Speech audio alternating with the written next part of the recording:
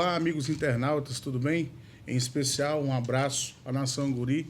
E mais uma vez aqui estamos para discutir um assunto que, professor Ortiz, da última vez que conversamos, nós deixamos a dica aí para o nosso alunado, para o vestibulando que vai tentar o S. Olha, eu tenho quase certeza, questão de prova, padaria espiritual. Olá, amigo, aluno. Como o professor Wagner falou há pouco, há uma grande possibilidade no dia na prova dia 2, na primeira fase da UES, ou até quem sabe na segunda fase também, né? Sim. Cair justamente o assunto referente à padaria espiritual. Uma vez que nós estamos aí em comemoração, a UES trabalha muito com essa questão de datas comemorativas, né? E até pelo próprio fato, né, de nós termos aí um grande evento em que o tema principal é a padaria espiritual.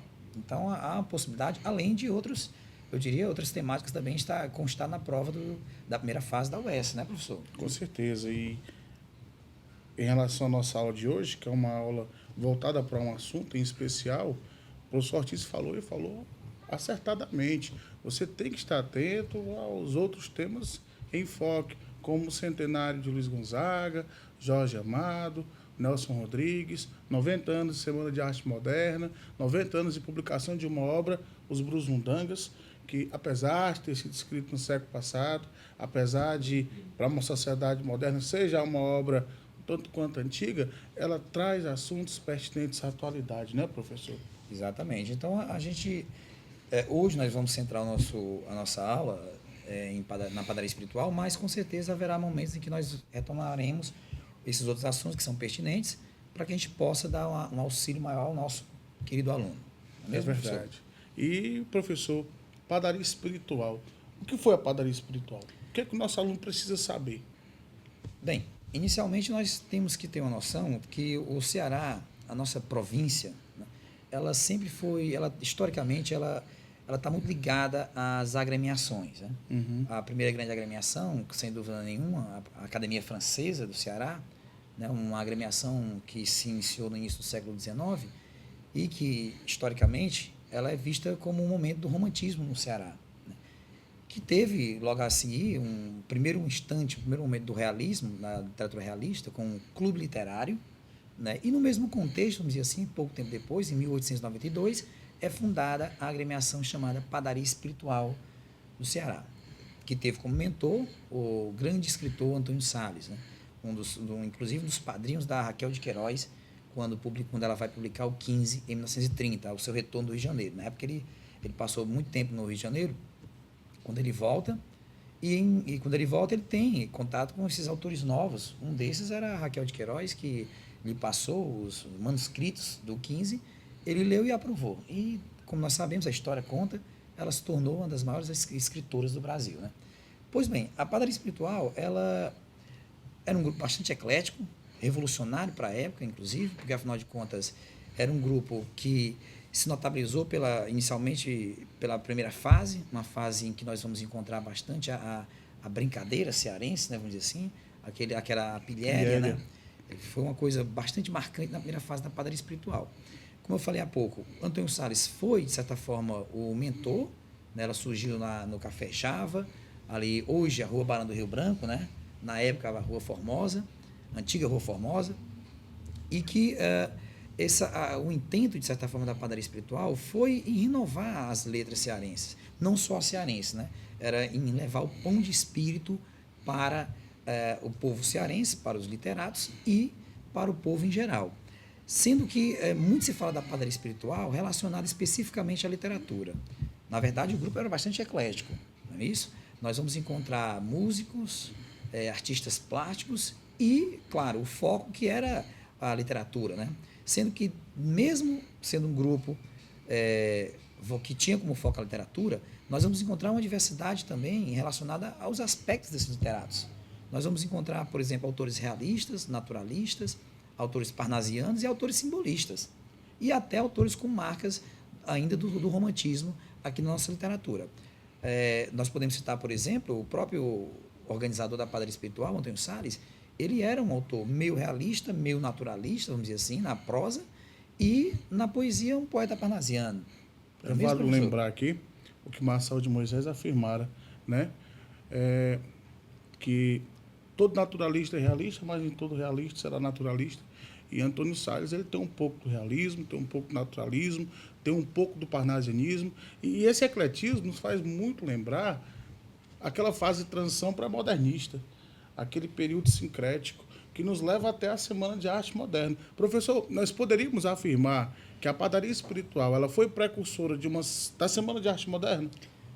Sem dúvida alguma, com relação a alguns artigos do seu programa de instalação, que foi redigido pelo Antônio Salles, nós vamos encontrar em dois desses artigos, o artigo 14 e o artigo 21, ideias precursoras da Semana de Arte Moderna. Agora, é claro que nós vamos perceber que essa repercussão não é citada, pelo menos em relação ao surgimento da Semana de Arte Moderna, por nenhum grande, eu diria, historiador da nossa literatura. Não é citada a padaria espiritual em relação a isso. Talvez porque ela foi um movimento de província, né? Embora tenha sido província, nós não podemos menosprezar a grandiosidade da padaria espiritual, que repercutiu na sua época no Brasil todo. Então, nós poderíamos realmente, como você falou há pouco, citar a padaria como sendo um ponto, uma antecedência da Semana de Arte Moderna em 30 anos, Em 30 com anos. relação ao artigo 14 e o artigo 21, em que nós temos uma proposta voltada especificamente para o vernáculo, né? Uma proposta em que os padeiros, como eram chamados, eles eram proibidos de usar em suas peças literárias palavras que não fossem do vernáculo, isso, ou seja, palavras estrangeiras eram proibidas. E no artigo 21, nós vamos ter a proibição também, né, como eles diziam, é julgada indigna qualquer publicidade, a publicação, aliás, qualquer peça artística que tenha algo que não seja da fauna e da flora local. Então, isso já, de certa forma, nós vamos perceber essas ideias presentes lá na Semana de Arte Moderna, professor. E é válido salientar, e você, cara aluno, atente-se a isso. A Semana de Arte Moderna solidifica o modernismo no Brasil, né? No estado de São Paulo. Bom, a Semana de Arte Moderna não especifica somente a literatura. Quando eu falo que a Semana de Arte, é válido salientar que nos dias 13, 15 e 17, as artes contempladas, dentre a literatura, nós tivemos a dança, a pintura, a música, assim como muito bem lembrado pelo professor Ortiz, a padaria espiritual foi um movimento eclético. Foi um movimento formado por intelectuais que eram desenhistas, escritores, pintores, músicos. Exatamente. Então, nós não podemos achar apenas que a padaria estava vinculada somente à literatura, né? Nós vamos encontrar aí, por exemplo, Antônio Bezerra, historiadores, eram muitos historiadores, inclusive, que nós vamos encontrar na padaria espiritual, hoje de bastante renome a nível local, pelo menos. E uma das coisas interessantes que nós devemos falar para o nosso aluno, professor Wagner, é justamente alguns autores da nossa padaria, né, da padaria espiritual, que são, eu diria, são importantíssimos para a literatura, não só cearense, até mesmo brasileira, é o caso do Antônio Salles, né, Sim. que teve, eu diria, a sua publicação de Aves de Arribação, no Rio de Janeiro ainda, em folhetim, né, o próprio Livro Barreto, que é um dos maiores escritores simbolistas daqui do Ceará, segundo o professor Santos de Azevedo Lopes Filho, que seria, segundo ele, teria publicado a primeira obra simbolista no Brasil, no caso Fantos, alguns meses antes da publicação de Cruz de Souza, né, de Faróis e Broquéis. Enfim, o movimento da padaria espiritual foi um movimento, eu diria, que repercutiu principalmente pela primeira fase, pela pilhéria, né, em que nós tínhamos os padeiros usando pseudônimos. Professor, vamos falar aí sobre especificamente alguns padeiros dessa primeira fase da padaria. Bom, nós poderíamos aqui lembrar, porque o professor Ortiz falou, e falou acertadamente. Ele falou em fase. Professor, vamos lá. A padaria espiritual ela teve 6 anos de duração. E a padaria, em 6 anos de duração, teve 2 etapas, 2 grandes fases. A primeira fase foi composta por 20 grandes nomes e a segunda fase ela foi composta por 14 grandes nomes. Uma outra coisa interessante é que os integrantes eles adotaram pseudônimos, nomes falsos. Professor, você lembra que o arcadismo, também os poetas adotaram Com certeza. pseudônimos? Há uma relação?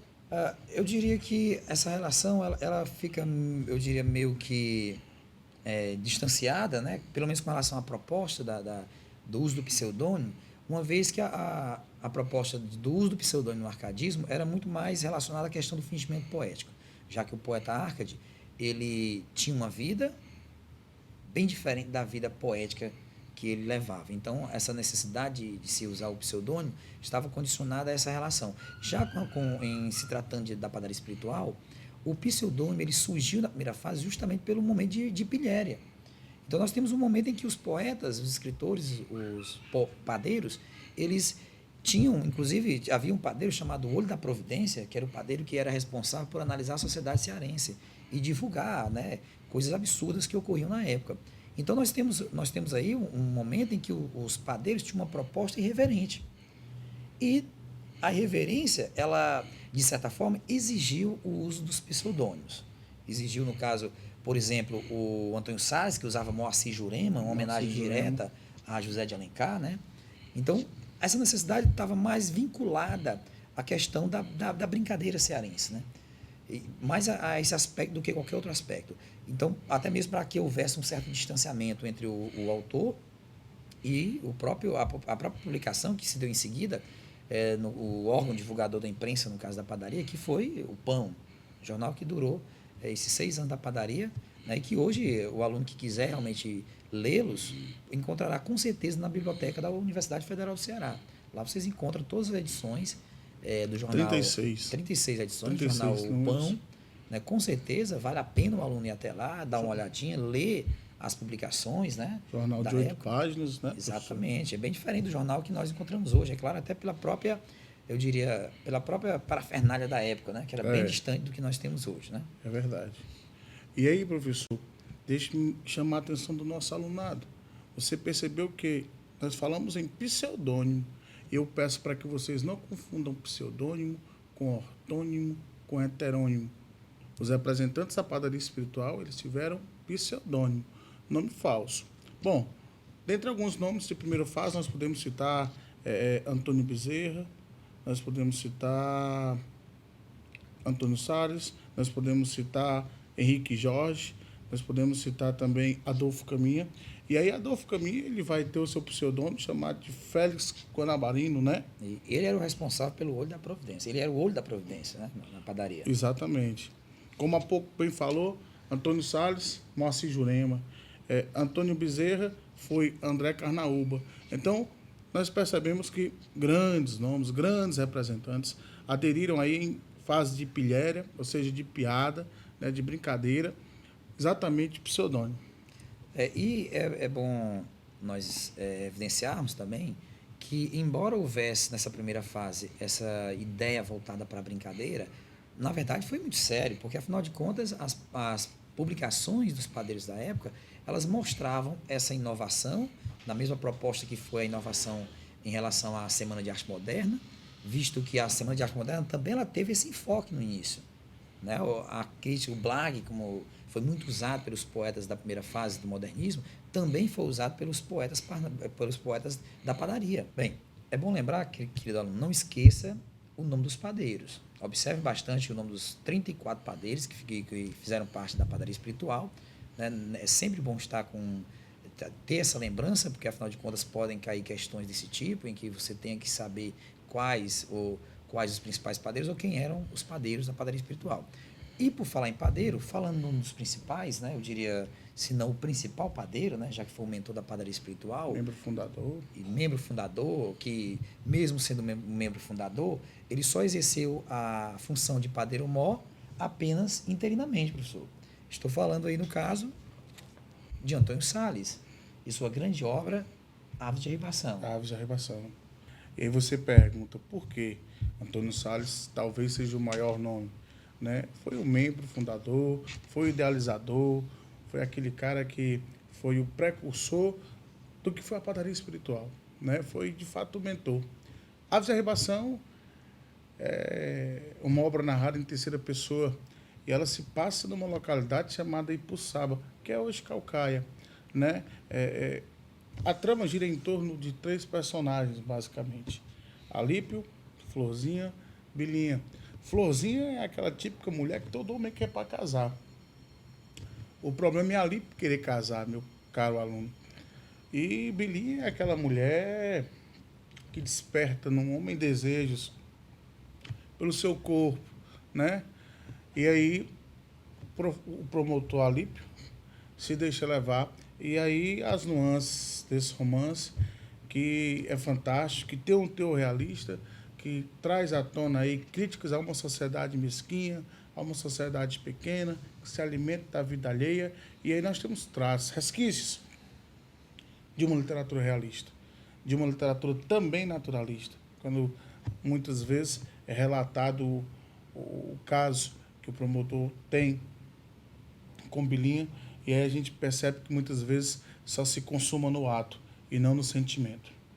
Exato. E a gente pode acrescentar também, professor, que a obra Aves de Ribação, ela é, eu diria, uma das poucas obras de temática regionalista realista, em que o foco seria, na verdade, o realismo e também a questão regionalista, né? Regionalista. Já que nós encontramos aí, eu diria, os elementos da fauna, da flora, os costumes, a linguagem, a cultura do povo sertanejo, do povo interiorano, né? E é interessante perceber que é uma obra de teor regionalista, mas que não fala de seca. Exato. Os ambientes representam fartura, muita fartura, né? Então, assim, é regionalista, é regionalista. No entanto, é válido salientar que é um regionalismo que não aborda, como muitos romances nordestinos, sobre a seca, sobre a miséria. Não, não. Pelo contrário, é uma temática diferente, é uma outra proposta. Exato. Ele não faria parte dos ciclos, né, da literatura regionalista, né? Nem do ciclo da cana-de-açúcar, nem do ciclo do cacau, nem do ciclo da seca, nem do cangaço. Enfim, ela não estaria contemplando essas grandes temáticas que foram abordadas pela literatura regionalista, historicamente falando, né? Ela difere bastante com relação à literatura regionalista de temática naturalista, não é isso, professor? Uma vez que lá no naturalismo nós vamos encontrar na obra regionalista a marca, vamos dizer assim, do sofrimento, né? As dores, a percepção da seca como sendo a personagem, né? Já que essa seca ela transforma a realidade dos outros personagens. Isso nós não teremos na obra Aves de Arribação, não é mesmo? Inclusive, nós poderíamos até falar um pouco sobre a obra, que ela se caracterizaria muito mais como um regionalismo de transição, se nós observarmos bem. É verdade. Foi publicado no momento de transição, no momento sincrético, como você falou há pouco, na época contemplada pela crítica como sendo a época pré-modernista, e nesse período ela apresenta alguns elementos formais que vão mais tarde serem desenvolvidos pelo nosso grande Graciliano Ramos, pelo regionalismo de 30, que é, no caso, a acentuação psicológica. Sim. Nós vamos ter na obra, não é mesmo, professor? Um pouco dessa acentuação psicológica que vai ser desenvolvida mais tarde na geração de 30, na segunda fase do modernismo. O psicologismo, se chama. Exato. Agora, claro, guardado as devidas proporções. Nós não vamos ter aquele aprofundamento que nós encontraremos na obra do Graciliano Ramos, nem na segunda fase da obra da Raquel de Queiroz. Nós teremos, na verdade, em alguns momentos, alguns lives de psicologismo, né? Algumas análises psicológicas que chegam à tona através do discurso indireto livre, né? Quando está presente em cena o personagem Alípio, né? Seu pensamento em torno das suas, eu diria, duas pretensas amantes, né? Sim. A Bilinha, no caso, a professora, e a Florzinha. Então, nós temos aí certos momentos, assim como também temos marcas do naturalismo, principalmente no momento em que ele observa a Florzinha, que até então para ele era uma meninazinha do interior, né? Meninazinha acanhada, aquela típica menina, eu diria, muito íntima, muito tímida, aliás, e de repente ele vislumbra ela, justamente com sua prima, a tomar banho no riacho. E a partir daí nós temos uma acentuação naturalista, já que ele é tomado pelo fogo do desejo, né? É. Pois bem, então é uma obra bastante eclética também em relação a isso, né, professor? Bastante eclética, né? Ratificando aquilo que você falou, que Antônio Salles, ele representou muito bem aqui no nosso estado uma literatura realista, uma literatura naturalista, assim também como parnasiana. Então, o realismo e o naturalismo está muito bem representado nessa obra Aves de Arribação, do nosso querido Antônio Salles, de pseudônimo Moacir Jurema. Isso. E para acrescentar, para finalizarmos o comentário a respeito de Aves de Arribação, a seca só aparece na obra metaforicamente. No finalzinho da narrativa, nós vamos perceber que, na medida em que a Florzinha, né, nesse momento, ela está à espera do Alípio, o Alípio tem viajado com pretexto de resolver problemas, lembrando que a Bilinha, a professora, já tinha realmente saído de Ipuçaba, tinha ido para Fortaleza, e o Alípio, no pretexto de resolver problemas em Fortaleza, também sai debandada em como aves de arribação para Fortaleza. Né? E a Florzinha fica à espera do noivo, à espera do seu amado, o promotor Alípio. Só que é nesse contexto em que aparece a seca, metaforicamente, nos sentimentos da Florzinha, porque ela começa a murchar como uma flor na seca. Então, nós temos aí a questão da metáfora no sentido da imagem da seca, diferentemente dos outros regionalistas que trouxeram a seca como sendo um personagem. Sim. Ou seja, fundamental, que transforma, que modifica a realidade do personagem. No romance Aves de Ribação, isso não ocorre. A seca como personagem antagonista até mesmo. Exatamente. A seca como personagem antagonista. Isso fica bastante notório em obras como Vidas Secas. A Fome do Rodolfo Teófilo, né? A Fome do Rodolfo Teófilo. Essa foi mais uma aula onde discutimos um assunto que certamente será na sua prova. Prova da UES, a prova que se aproxima. Temos certeza que nós contribuímos para o teu enriquecimento cultural, para que tu faça uma prova e certamente passe, não é, professor Ortiz? Exatamente. Eu quero deixar aqui meu abraço aos nossos queridos alunos, né? E dizer também, querido aluno, visite o site www.colegioguri.com.br. Lá você encontrará um TD sobre a padaria espiritual e sobre alguns padeiros para vocês resolverem. Na próxima aula nós voltaremos a comentar algumas questões desse TD. Certamente, se você pensa que acabou, acabou não. Temos, na próxima aula, um assunto a ser discorrido. Sabe o que, professor Ortiz? Qual, professor? Luiz Gonzaga. Exatamente, Luiz Gonzaga. Também é uma grande possibilidade de cair Luiz Gonzaga na prova, né? Com certeza. E se cair, você acha que o nosso aluno Certamente estará preparado. certamente será preparado. Mas para isso, você vai ter que assistir a nossa próxima aula. Até mais ver. Até mais.